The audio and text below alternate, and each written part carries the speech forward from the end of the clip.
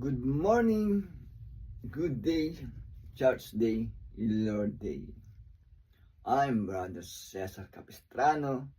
Muli na naman pong magsishare sa inyo ng Word of God. Ang ating pong topic sa araw na ito, kagalakang naghihintay. Ano ito? Sa Biblia, ating pong aalamin yan. Meron tayo isang talata sa araw na ito. Bago ko po basahin ang talata, tayo po'y manalangin muna. Diyos amang nasa langit, makapangyarihan sa lahat, sambahin ang ngalan mo. Diyos Ama, maraming salamat po sa gabay, biyaya na pinagkakalob niyo sa amin sa bawat isa sa amin. Di po kami magsasawang magpasalamat. Sa muli na naman pong pagdilat ng aming mga mata, ay napakalaking biyaya po ito para sa amin. Muli na naman po namin magagampanan ang aming tungkulin sa aming sarili, pamilya, trabaho, at kaawaan niyo po kami, Diyos Ama, kung kami po ay nagkukulang sa inyo. Papasukin niyo po sa amin ang iyong presensya, upang sa ganun po ay lubos namin maunawaan, maintindihan ang iyong salita na buhay at makapangyarihan. Sa ngalan ng Panginoong Yesus. Amen. Brother and sister, magandang araw na naman po ng linggo. Ating topic, kagalakang naghihintay sa iyo. Ano ito? Sa Biblia, ating pong aalamin yan. Meron tayong isang talata sa araw na ito. At may pagkatalinghaga po ang pagkakasabi. Akin na pong babasahin ang talata ay nasa Hebreo chapter 12 verse 1 to 2.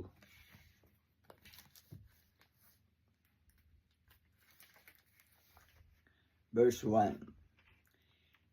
Yamang naliligid tayo ng makapal na saksi, iwaksin natin ang kasalanan at ang anumang balakid na pumipigil sa atin. At tayo buong tiyagang magpatuloy sa takbuhin na sa ating harapan. 2. Ituon natin ang ating paningin kay Jesus na siyang pinagmulan ng ating pananampalataya at siya ring nagpapasakdal nito dahil sa kagalakang naghihintay sa Kanya. Hindi niya ikinahiya ang mamatay sa krus at siya ngayon nakaluklok sa kanang trono ng Diyos. Amen, brother and sister. Napakaganda po ng ating nabasa mula sa Biblia. Sa nilalaman po ng talata dito sa sanlibutan o dito sa mundo na ito, ay maraming sakdal na nakapaligid sa atin. Ano ba itong sakdal? Ito po yung mga uri ng kasalanan, brother and sister, na pinagmumulan upang tayo ay magkasala. Mga kasalanang hindi kalugod-lugod po sa ating Diyos amang nasa langit. Nasa paligid, naliligid po sa atin. Kaya ang atin daw pong gawin ay iwaksi. Ibig sabihin po nito ay huwag natin pansinin, brother, sister. Huwag natin hayaan na tayo ay mapalibutan ng mga ganitong klaseng kaugalian na hindi kalugod-lugod sa atin, naglikha sa atin, brother and sister. Ang tangi daw natin gawin ay ituon natin ang ating paningin sa ating Panginoong Hesukristo, brother and sister.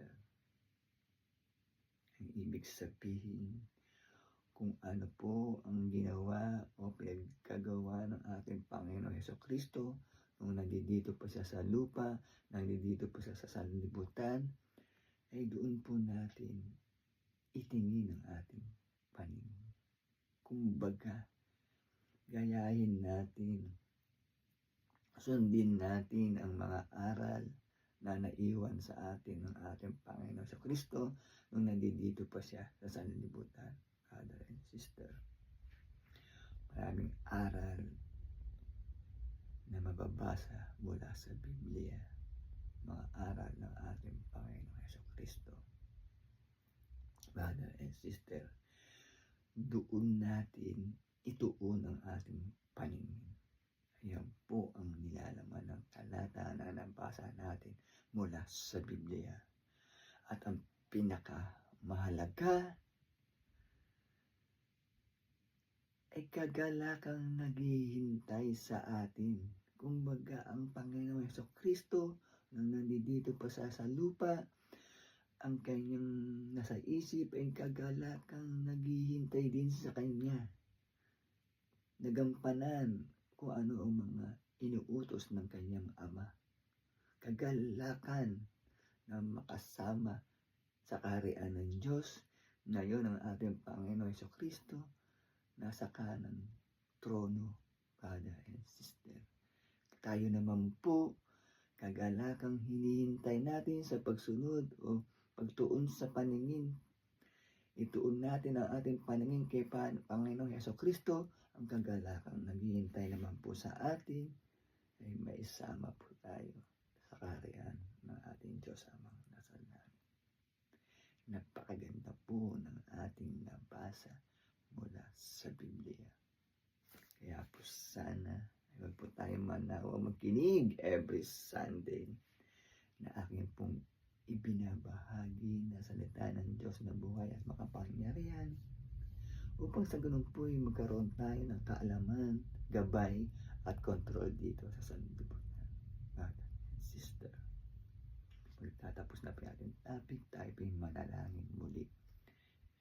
Diyos amang nasa langit, makapangyarihan sa lahat, sambahin ang ngalan mo.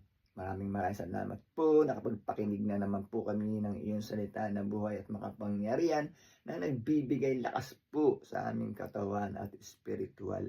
Maraming salamat po. Sa pangalan ng Panginoong Hesus. Amen. Brother and sister, magandang araw na naman po ng linggo. Salamat sa walang sawang pakikinig. Lagi po tayong mag-iingat at magdadasal. God bless to all.